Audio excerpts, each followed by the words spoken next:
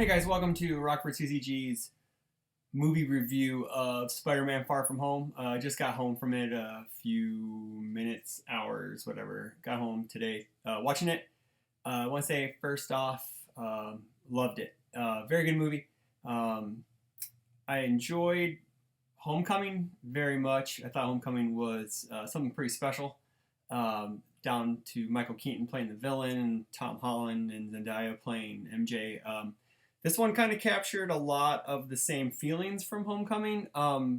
This time introducing Jake Gyllenhaal as Mysterio. Little background, Mysterio is my second favorite Spider-Man villain. But as the trailers have been showing, he's more of a hero in this one, so that was a different twist on the character. We all know the MCU is completely different from the comic book universe, so they can do whatever they want. Just to start off, it's going to be pretty. I'm going to do a non-spoiler review. It's only going to be maybe like 5-10 minutes long. I'm not going to go too much into it, other than my first opinions and thoughts, I guess. So, movie starts off pretty much right after Endgame. For those who saw Endgame, you know what happens. I'm not going to spoil Endgame for those who haven't seen it. I guess that'd be kind of rude for me to do, but it has Peter Parker struggling with a lot of things that came from that, and him trying to find his place in the world after having to deal with these giant cosmic events, and he's just a friendly neighborhood Spider-Man. So he really just wants to take a break from the whole adventuring superheroing thing, which is kind of neat. We've kind of visited that a bit in, I believe, Spider-Man 2. I believe was when he lost his powers, or was Spider-Man? It was Spider-Man 2, I believe, was when he lost his powers with Tobey Maguire, and he kind of was Spider-Man no more. So he kind of wants to take a break from it, and he's going on summer vacation with his classmates, which they do explain. A big question in my mind is, like, it was really, the odds are pretty astronomical that most of his class got snapped.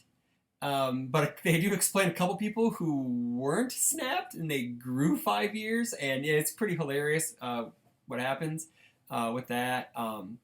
Pacing was really good. There was really one only real part that seemed to kind of drag, and that was just kind of a, I don't know, 5-10 minute airplane scene when they were traveling from America over to Europe. So, but for the most part, the movie is your typical. Not really typical, but because it doesn't really follow the Marvel formula too much. It really follows the same type of pacing as Homecoming, where there was a lot of levity in it. There was some very serious stuff with Peter struggling with who he wants to be in the world. But a couple of my favorite parts, non-spoilery parts, I should say, was him and MJ interacting. Zendaya really had a really good chunk of a role in this one. They gave her, it seemed, just more to chew on in this movie compared to Homecoming, which was kind of neat. I didn't really like her character that much in Homecoming. I didn't really like the dark and brooding MJ, but now they kind of interjected her character with a little bit of like comedic chops, and it seemed really flourish her character out. Ned was great as always. He's really Spidey's comic relief, even though Spider-Man technically is a comic relief character, just because he just quips and just is pretty snarky to his villains and stuff.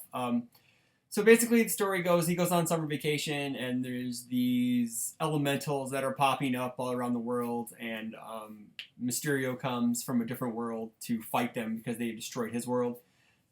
So that's basically the entire plot of the movie, and then some other things happen towards the end, which is a free review, so I'm not going to spoil any of the ending for you.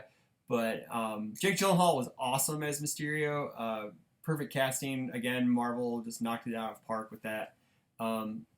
He is just a great villain. Just like a hero in this one. He's a very tragic hero.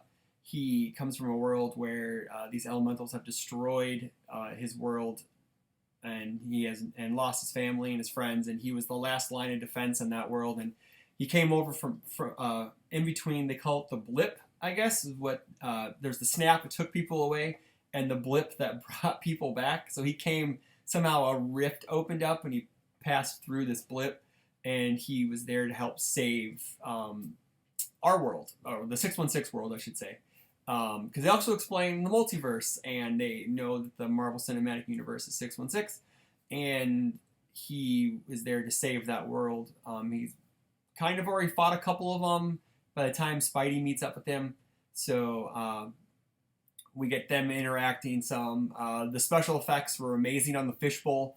It was freaking awesome, for the lack of better words. I was really worried they wouldn't do the fishbowl right, or maybe not even do the fishbowl if they had Mysterio in a movie, because it is kind of just out there and kind of dorky, but it fits the character perfectly. Jake Gyllenhaal did really well. The directing was really good. I believe it's Tom Watts did the directing. John Watts. Tom Watts is the musical artist. John Watts did a really good job. Didn't miss a beat from Homecoming. Real beautiful action set pieces and real intimate interpersonal stuff with Ned and Peter and MJ and Peter. It was really good. I did not feel like the Peter Parker and his friends part of the storyline weighed the movie down at all. It actually picked the movie up a lot. It's really good to see. I guess the big thing with Spider-Man is that his personal life is suffering because he's Spider-Man, and that really shows it between him and his friends and his family. Just because it's just Spidey. It's just the way, I think he's always been written like that since I've read him way back in the 80s, even prior to that. That was one of the draws that you could relate to Spider-Man, because he had another, like, he wasn't a millionaire or a thunder god or, you know, a scientist. He was a kid, and he had to go to school, and he had friends, and that stuff suffered because he was a superhero. But as I wrap it up, there are 2 post-credit sequences. I am not going to say anything about them, but stay for them. They're very good. They tie some stuff together. They kind of preview some things. So again, thanks for watching. Like, comment, subscribe. Check out more of our videos on the YouTube page, because that's what you're watching this on. And stay tuned for more content from Rockford CCG. Thanks for watching.